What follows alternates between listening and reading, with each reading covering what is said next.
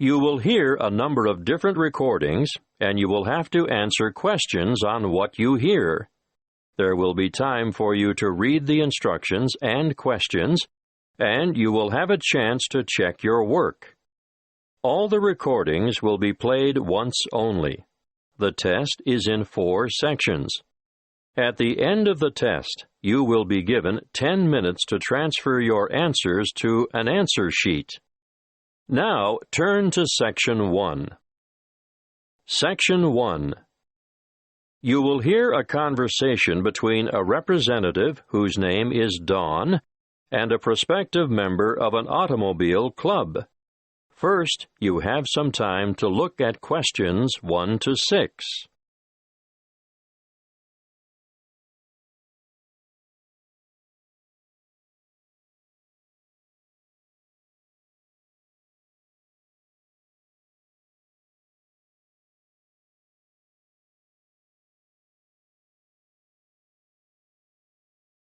You will see that there is an example that has been done for you. On this occasion, only the conversation relating to this will be played first. Good morning. My name is Dawn Buffett. How can I help you? Good morning, Dawn. I'd like to join the club. Wonderful. Now, have you ever been a member before? Yes, I joined after I left college, and I was a member for 7 years before I let my membership lapse when I went abroad. Gavin was a member for 7 years, so 7 has to be written in the space. Now we shall begin. You should answer the questions as you listen, because you will not hear the recording a second time. Listen carefully and answer questions 1 to 6. Good morning. My name is Dawn Buffett. How can I help you? Good morning, Dawn. I'd like to join the club. Wonderful.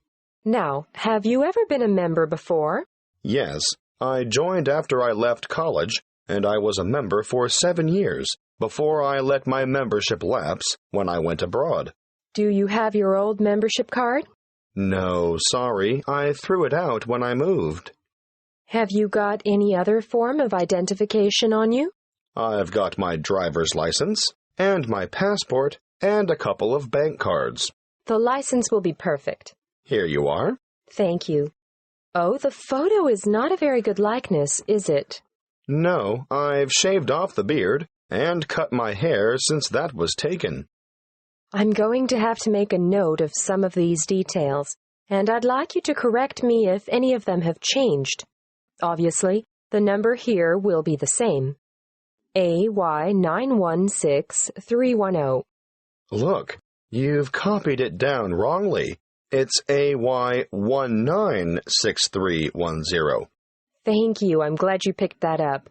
Now, family name? Black, and other names? Gavin Raymond? Yes. And you were born on the 22nd of January, 1973. That's correct. Can I just remind you that you'll need to renew your license by the 19th of May, 2012? You wouldn't believe the number of people who get caught out with an expired license. Thank you. I must admit, although I carry it around in my wallet, I wasn't really aware of that. Not many people are. I've been caught out myself. Now, I can see that you're one of those who has opted out of having an address printed on the card, and I can understand that. Personally, I think it's better security not to have it, in case your wallet gets stolen, for example. I agree. Can you give me your current address for our records? Yes, of course. I live at 29 Sunset Street, Meadowbank. Thanks. Actually, my uncle lives in the same street. It's a very nice area, isn't it? Yes, pretty good. Now, you've got 3 classes of license: motor car, motorbike, and heavy vehicle. Do you want to be covered for all 3? Oh, not anymore. I had a motorbike when I was a student, and then, before I went abroad, I worked as a truck driver for a while. But I never want to do that again. These days, you'll only find me behind the wheel of a car. Well, that's all done. Now for one final question. What's that? I need to ask you whether you've ever had any driving or other convictions or endorsements on your license. Well, I've had a few parking tickets. We don't count those. And I haven't had any endorsements, but I do have a dangerous driving conviction from back in 1993. I was young and inexperienced, and going too fast in wet weather, and I slid off the road and hit a power pole. Well, I have to make a note of that, but you're lucky. Because it's over 15 years ago, it won't be held against you. Before you hear the rest of the conversation, you have some time to look at questions 7 to 10.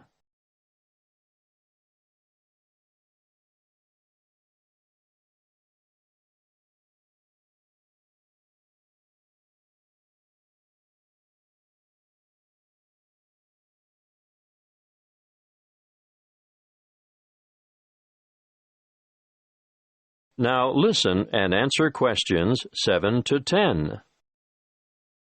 We've changed quite a lot here at the Royal Car Club since you were last a member. Oh? We now have 4 different levels of membership, starting at blue, then moving through bronze to gold. What does that mean exactly? Well, you get a different level of service and different benefits depending on what you choose. Of course, that is reflected in the annual fee. The more benefits, the higher the fee. I see. The standard club care comes with a 5% discount at bronze level and a 7.5% discount at silver level. And gold? If you own more than one car, I'd recommend the gold level because you only pay half the fee on your first vehicle. I'm not sure I need that. Well, bronze and silver have $10 and $20 off the insurance fee, but with the gold membership, say you had an accident and your car was badly damaged or off the road for any length of time, you'd be eligible for car hire at no extra cost. That's good. There's one more thing. If you need to borrow money to purchase a new car, we offer personal loans at a reduction off the general applicable rate. These start at 0.25%, go up to 0.5% at bronze level, and increase to 0.75% at the next level. Gold has a whopping 1.25% reduction on the applicable rate. Well, that is something I should consider, perhaps. Thanks for your help.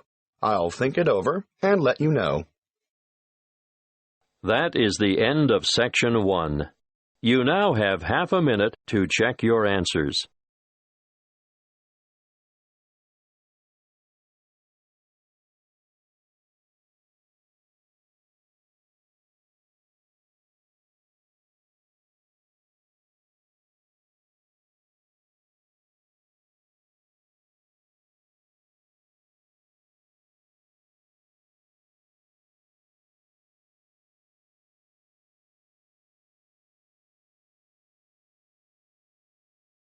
Now turn to Section 2. Section 2. You will hear a guide at the Summerland tourist attraction talking to a group of visitors. First, you have some time to look at questions 11 to 16.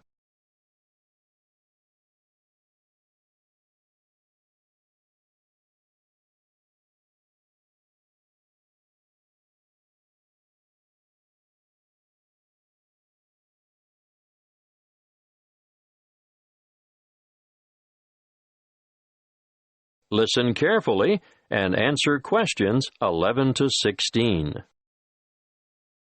Welcome to Summerland. I'm your guide, Jackie, and I'm going to tell you a little bit about what we do and have here before I take you on a tour of the facilities. In our air-conditioned restaurant, we can cater for anyone from the individual diner to families and tour groups, but we also do functions such as weddings, conferences, birthday parties, and so on. We have a delicious modern menu on offer in the restaurant, or perhaps you'd prefer to sit outside in the courtyard overlooking the lush tropical gardens. And for those booking a function, we devise an interesting set menu according to the type of celebration and the client's budget. If formal dining isn't what you're after, we operate a takeaway food bar, which has a range of light snacks and refreshments. Just the thing if you're supervising children in the playground. The playground and picnic area makes a great alternative to the beach. If you've remembered to bring your bathing suit and a towel, you can cool off in the water spray park. Parents can sit back, relax, and enjoy a coffee while the kids have fun in our fully fenced, shady playground and picnic area. What a way to make the most of the warmth and sunshine we have here in abundance. The older children will love to visit the historic cottage with their parents. This was the original homestead on the property and is now preserved as a museum with an educational DVD and cinema room. You'll find the information center here also, and you'll be able to pick up some glossy brochures to take home with you and show your friends.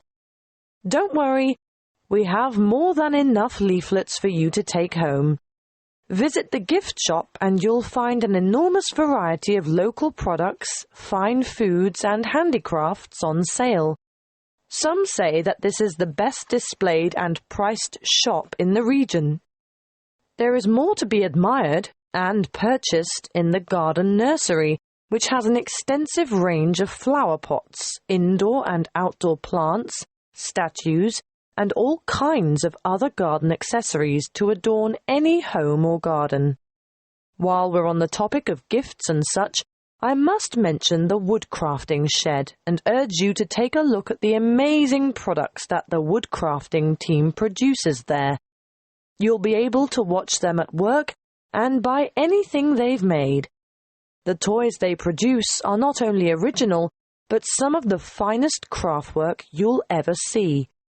Take your little ones by the hand and keep an eye on them, because they'll want to play with these, but they can't be played with unless they're paid for. Last but not least are the orchards. The Summerland tourist attraction is actually a working farm with over 40 hectares of macadamia and avocado trees. The macadamia nuts are picked by machine from April through to September. The avocados are grown, hand-harvested, packed, and marketed on site. Before you hear the rest of the talk, you have some time to look at questions 17 to 20.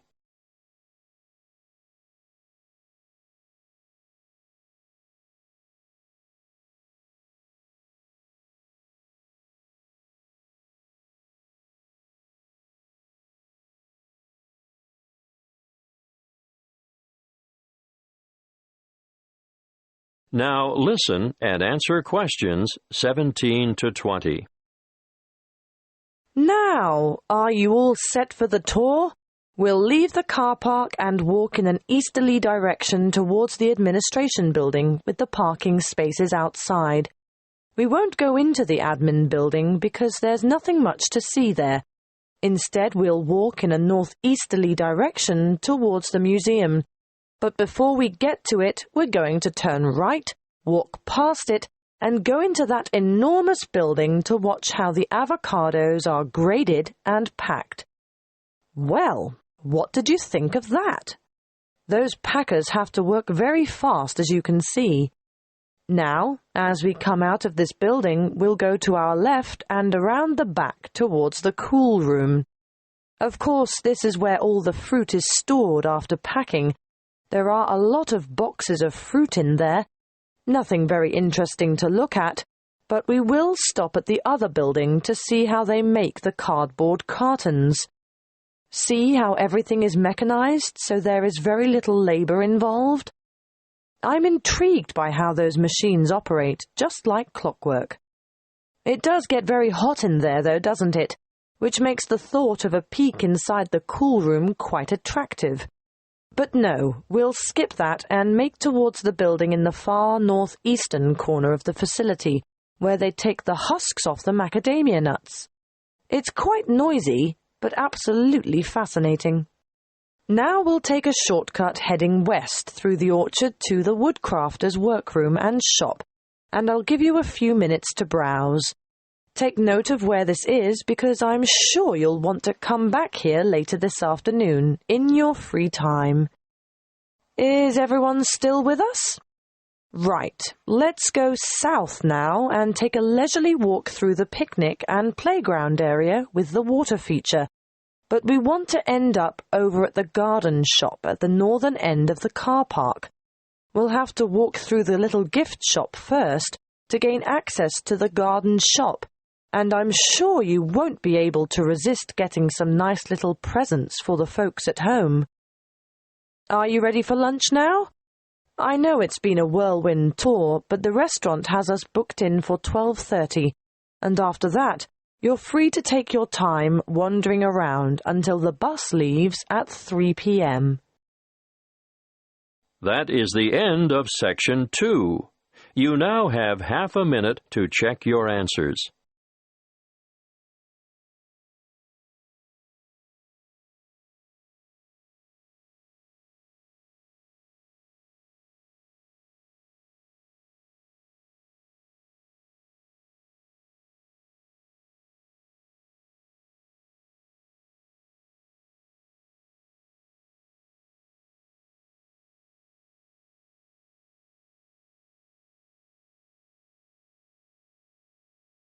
Now turn to Section 3. Section 3. You will hear a conversation between a lecturer and two horticulture students who are preparing a display for a science fair. First, you have some time to look at questions 21 to 25.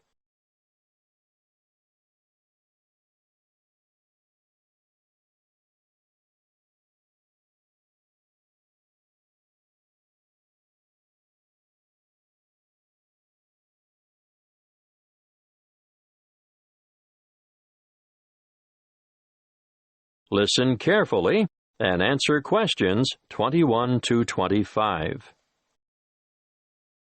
Good morning, Annie. Tony, how are you? Fine, thanks. Well, tell me what you have here. We thought we'd look at different methods of hydroculture. Uh-huh. In the true hydroponics method, the roots are bathed with water and nutrient solution, while support for the plant must be provided above the container. And alternatively? Alternatively, the plants can grow with their roots in a substratum, such as sand, vermiculite, or LECA granules. LECA stands for Lightweight Expanded Clay Aggregate, and vermiculite is... Thank you, Tony. I know what vermiculite is, but you should be prepared to give details about all these things to the visitors. Can you explain what the advantage of LECA is over traditional soil? It's a natural product, manufactured from clay. It's colorful, lightweight, and perfect for allergy sufferers. That's right. Now tell me why. Because it's clean and hygienic, bacteria and soil diseases don't get a chance. Well, you could say that on this chart here, ideal for household plants. And we'll point out that the growing medium itself makes no contribution to feeding, which is provided in solution with the water. Good. Now tell me what you've got here. This is a simple version of the first method, using a wide-neck jar which we've filled with water and nutrients, leaving space at the top. As the roots need to be in darkness, we'll cover the sides of the glass with brown paper later. How did you get the plant through the cork? We made a hole through the center and cut the cork in half so we could fit it around the plant stem, and we padded the hole with cotton wool. Well, that's a good demonstration of the principle involved and ideal for a houseplant, but many people will want to see a wider application. What about more plants? We haven't quite finished the preparation yet, but over here you can see a bigger container. In fact, any wide container can be used, with the nutrient solution in the bottom, airspace above, and then we've made a rigid lid, and we've covered that with a layer of litter. What have you used for litter? We've used wood shavings. Untreated? Definitely. That's most important. You can use a variety of materials for litter, but obviously nothing toxic, and treated timber contains some nasty chemicals. So, if you're using sawdust or wood shavings, they have to be from natural timber. A good point. Yes, we'll make a note of that when we list possible ingredients for litter. Be sure to explain the purpose of the rigid lid. It's wire mesh, isn't it? And why the litter layer is important too. Well, the mesh is just a platform to keep the litter out of the water, and the primary function of the litter is to exclude light from the root space. Before you hear the rest of the conversation, you have some time to look at questions 26 to 30.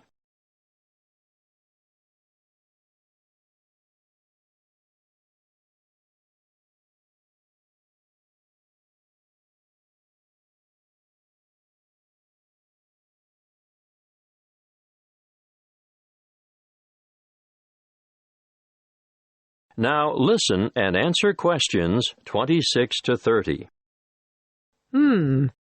What you have so far is ideal for the home or office, but what about commercial applications? Well, we're going to demonstrate the nutrient film technique, which is popular with some commercial growers, particularly for the cultivation of crops such as runner beans and tomatoes. Producers would really like to see some innovation in the cultivation of potatoes and yams too, but obviously, this technique is only suitable for those crops which grow above ground. What about peas? Well, we found peas were awfully tricky to grow using this method, although we're still unsure as to the reason. Where's the exhibit? I don't see it anywhere. Well, that's because we haven't finished it yet, because we're going to have to procure some mature plants first. We didn't think far enough ahead to have started them off earlier, and when we do get them, we'll have to handle them carefully. Yes, because when our model is finished, you'll see how the plants are held in position by a plastic tube which almost encloses them completely and is quite loosely fastened around the stems. Yes. And the feeding or watering system? Well, it's a bit different. On a large scale like this, you need to have the food solution trickle down through the tubes. Yes, but the solution must also be rich in oxygen. And what? It just bathes the roots? That's one way of doing it. What's the other way? You can have the solution moistening a substratum of rock wool at the bottom of the container. Rock wool? It's the same as mineral wool. You know, a lightweight fibrous material, the kind of thing used for insulation. Or you can use a layer of paper fiber. Oh, yes. Something that has the capacity to absorb the solution, right? Well, you do need to experiment a little. For example, we tried coconut fiber, but it just didn't have the properties we were looking for. I see. In our display, you'll only see the basics, the kind of thing that can be done at home in the backyard. But commercial enterprises do need a lot more equipment, and the media used in substrata are constantly changing as new developments are made. The cost of upgrading is ongoing. And there's always the potential of outright failure when changing systems from one you know and understand to an innovative one. Of course, there's no room for guesswork in business. You have to try to get everything right first time. That is the end of Section 3. You now have half a minute to check your answers.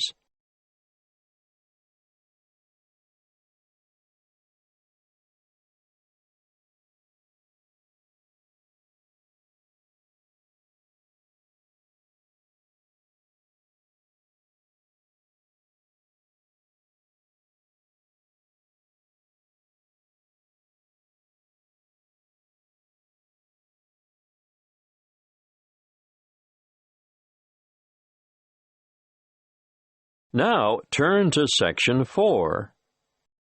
Section 4. You will hear a talk given by a guest lecturer in the Continuing Education Department.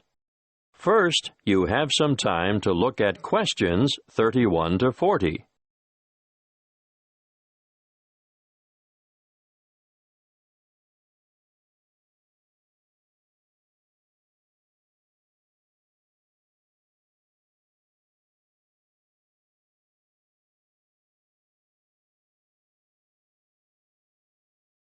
Listen carefully and answer questions 31 to 40. Good evening. I'd like to thank the Continuing Education Department for hosting this series of lectures on people behind the names you thought were fiction. Welcome to this talk on the Grand Old Duke of York. I'm sure you're all familiar with the old nursery rhyme. The Grand Old Duke of York, he had 10,000 men. He marched them up to the top of the hill, and he marched them down again, and so on. But did you know that the Duke of York, immortalized in this popular song, was actually Frederick Augustus, second son of King George III of England and Queen Charlotte? He achieved fame in this way because of the humiliation he suffered at the hands of the French during the Revolutionary Wars at the end of the 18th century. Frederick was born on the 16th of August, 1763, and from the age of 17 he had been trained as a soldier. When war broke out between England and France in 1793, his father, the king, insisted that he should command the British contingent that was being dispatched to Flanders to cooperate with the Austrians and the Dutch. The Duke was a brave soldier, but remember, he was only 30 at the time. Not only was he young, but he was also inexperienced in battle, and was unable to cope with the enthusiastic French Revolutionary Army. He was let down by his allies too, and in spite of the arrival of 10,000 fresh troops from England, his campaigns were a disaster. He was driven out of Dunkirk in September 1793, Flanders in May 1794, and Belgium in July 1794. Finally, during the winter of 1794 to 1795, his army retreated to the border of Hanover, and, with his unsuccessful campaigns over, the Duke returned to England. It was after this military fiasco that the Duke of York came to be, rather unkindly, satirized in song. Would you believe, despite all this, King George III arranged his son's promotion to the position of Commander-in-Chief of the army in 1798, and in the following year he was appointed to command an army sent to invade Holland. Again he was unsuccessful, and this confirmed the general opinion that he was not capable of commanding an army in the field. Nevertheless, the rhyme is a bit cruel and harsh, because it doesn't take into account the nature of the soldiers who served with Frederick. All the blame for lack of success should not have been attached to the Duke alone, because the army he had under his command was made up from what is commonly described as the scum of the earth. This is a somewhat offensive term, used to refer to a group of people regarded as despicable and worthless. Who were they, these ordinary soldiers? Well, they were mostly vicious, brutal ex-convicts, or raw recruits, and elderly men. The officers who commanded them were all untrained as military men. In fact, they were anybody who could afford to buy a commission. But here's the really great thing that, unfortunately, the Duke of York is not remembered for. He realized that this was a hopeless kind of army, and he set about improving conditions in order to recruit higher-quality soldiers. He introduced padres. Are you familiar with the term? No? Well, let me explain. You see, members of the British Armed Forces are generally Christians of one denomination or another, and a padre is a Christian cleric or chaplain who ministers to the soldiers and attends to their spiritual needs, without belonging to any particular grouping within the Christian faith. Now, where was I? Yes, Frederick introduced padres, doctors, and veterinary surgeons to the battlefield. Why vets? To attend to the horses, of course. Remember, we're talking about late 18th century battlefields. He was also the founder of the Royal Military College for the Training of Officers at Sandhurst. Yes, the very same one where the princes and other members of the royal family receive their military training today. Frederick also founded the Duke of York's School in London for sons of soldiers killed in battle. His name is perhaps better commemorated by this school in Chelsea than by the column that stands at the top of Waterloo Steps in St James's Park. In 1807, the Duke was involved in a scandal with a woman and, as a result, resigned as Commander-in-Chief. But he was reinstated in 1811 by his elder brother, the Prince Regent, who later became George IV of England. He continued in this post until his death in 1827. That is the end of Section 4. You now have half a minute to check your answers.